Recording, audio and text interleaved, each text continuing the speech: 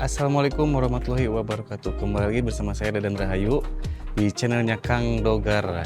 Jadi pada kesempatan kali ini saya mau share ke teman-teman ya sepengalaman saya selama kurang lebih 5 tahun lah sampai 6 tahun pengalaman di breeding. Jadi saya nggak akan bosan-bosan buat share pengalaman selama beternak domba ya buat teman-teman ya, buat jadi pelajaran juga.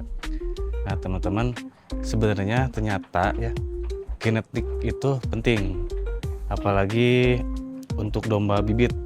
Jadi bibit ada spek minimalnya teman-teman ya, untuk menunjang nanti hasil anakannya bagus atau tidak.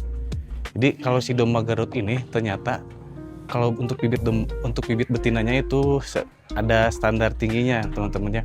Jadi standar tingginya itu ada di 65. Nah itu salah satu tanda bibit yang bagus lah menurut pengalaman kami, dan memang sebenarnya itu udah termasuk standar tinggi domba Garut 65 up gitu teman-teman. Kalau kelas A itu sampai di 70 sampai 75 kalau kelas A bibitnya. Tapi sebenarnya kalau untuk kelas A itu kan terlalu besar teman-teman ya. Kalau untuk di domba bodas ini sebenarnya sering main di bibit yang ukuran di 65 yang di bibit standar. Dan kadang-kadang ada yang lebih kecil dari itu. Dan timbangannya itu di bobot 30 up.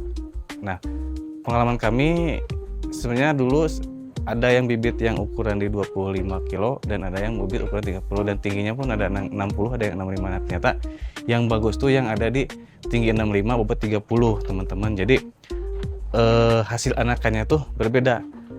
Pengalaman kami yang bibit di bawah 30 kilo itu hasil anakannya tuh kadang-kadang dengan posisi usia 1 tahun teman-teman ya. Jadi hasil anakannya tuh kadang satu, kadang tunggal gitu. Walaupun dua, anaknya kecil. Nah,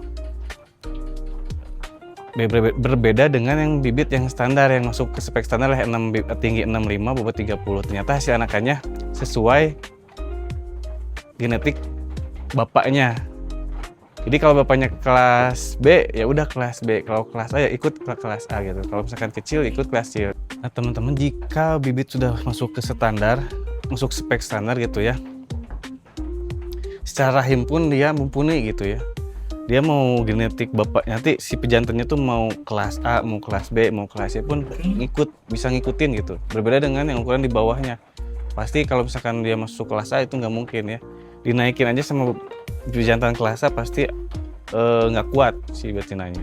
Nah kalau yang standar ini yang di tinggi 65 itu udah bisa masuk kemanapun gitu. Dia masuk pakai di dorper bisa, domba Garut yang lebih besar bisa, apalagi yang lebih kecil gitu. Jadi resikonya lebih rendah.